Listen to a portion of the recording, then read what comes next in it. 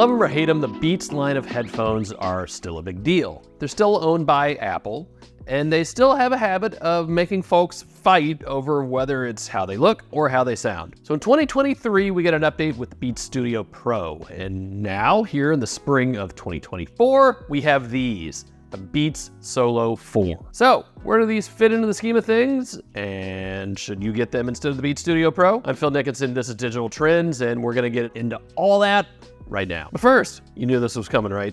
I need you to subscribe to the channel, need you to hit the notification bell thing so you see everything new that's coming up next. I'll wait, go ahead, do it. All right, good job. Let's go do this.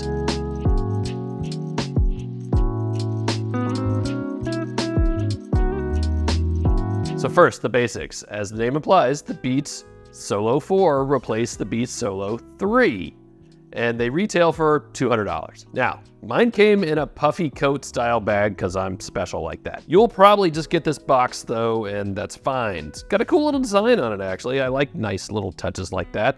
And inside that, you will find the same Beats pouch that we've enjoyed with Studio Pro. Cool. This is all standard stuff. You will get the headphones plus a USB-C to USB-C charging cable, which also can be used for wired lossless audio. Same goes for the 3.5mm audio cable, though there's a decent chance you'll need an adapter to get it into your phone at this point, right? Anyway, plug in with either one and you will get a higher quality of audio provided that what you're listening to actually supports it. That goes for the content and the app. And I tell you, if it were me, I would just try to use USB-C because, and this is cool, it'll also charge the headphones while you're listening to music. Plus, no dongle. And well, that's all there is in the box. Pretty simple. So setup is really easy. Instead of this all being based on the Apple W whatever chip, it's now on the Beats proprietary platform.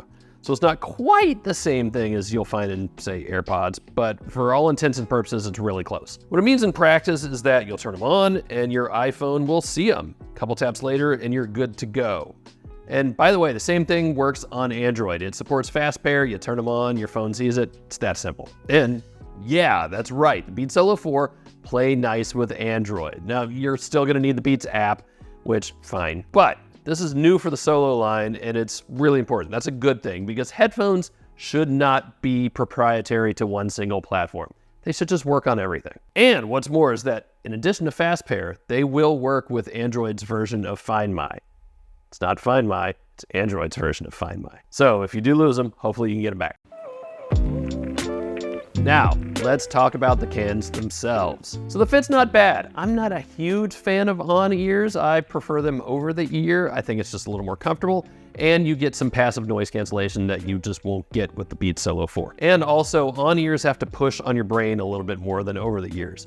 So they're a little more comfortable. It's not a huge deal and it's gonna be subjective. You might like something different. But in all my time testing these, I found there was plenty of cushion on the ear cups as well as on the headband. Now, if you've used any Beats headphones before, this is all pretty simple, normal stuff. They fold up in the same usual manner and they tuck away nicely in the pouch. And I actually like this sort of bag thing better than a hard case. It's just a little easier when I'm traveling. Now, as for buttons, things are also pretty familiar here. You've got the power button on the right and play, pause, skip on the left, and that's it. Now, there is a single LED light that I haven't really thought about since writing that sentence because that's all it is. It's a single LED. It doesn't give you battery status or anything. It's a shame, but it's also not a huge deal. Now, let's get to the important part. How do these things sound? Well, first things first, there is no active noise cancellation or ANC on the Beats Solo 4. Just not there. Used to be in previous Beats Solo headphones, not on these. And okay, I can argue either way. They needed something to differentiate from the Beats Studio Pro. Now, some noise will get blocked by the headphones themselves, but it's just not the same thing at all. Now, Beats will tell you 16 different ways to Sunday about all the special noise tech inside the headphones and the microphones and just the speakers and the drivers, the way they sound. I don't care about any of that, that's marketing stuff. Instead, I wanna give you some context. Here's where I'm normally coming from. I use AirPods Pro as my day-to-day headphones, earbuds, really. When I'm traveling, I'm either using the Beats Studio Pro or an aging pair of Sony XM3s. I forget how many years old, they're a few models behind. Now, those are all very different headphones and earbuds than the Beats Solo 4, so it's kind of night and day, right? It's kind of apples versus oranges. And I think all three that I use on a regular basis sound better than the Beats Solo 4. And they should. They cost more. Now, that's not always the big differentiator, but in this case, it's true. It's not that there's anything particularly wrong with the Beats Solo 4. They sound good, they sound decent. But I tell you, lacking a proper EQ just really hurts them a lot. I want to be able to change some of that stuff. And I was a little surprised. The low end is kind of thin. It's not fat. I need some bass. Again, EQ would help. And the high end was actually kind of harsh. Not too high, but just kind of too loud at the high end. I didn't prefer that at all. So we'll get to where all that fits with price in a second. Just hang on. And also new for the Beats Solo 4 this time around is spatial audio. Now, this is only if you have an iPhone, of course. But you can take advantage of Apple's personalized spatial audio if you're into that sort of thing. I'm hit and miss on it. Some things sound better, some things sound worse. I tend to just kind of leave it off, I think, unless it's something I really know I want to try out in it. But it's an option to have, and that's cool. One place I was plenty impressed, though, was battery life. Now, on paper, these things run 50 hours. 50, that's a lot.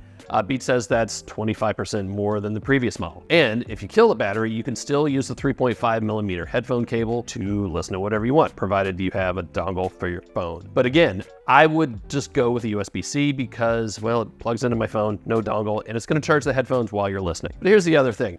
I never use headphones long enough in one stretch to fully kill them. And if I do, it's probably time to take them off.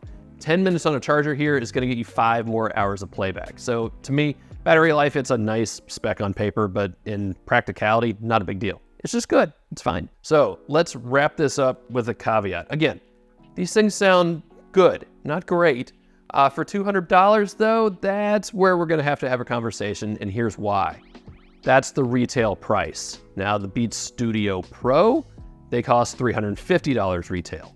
So first, let's address the elephant in the room. I still think you're paying a little bit, or even more than a little bit, just for the Beats logo on the side of your head.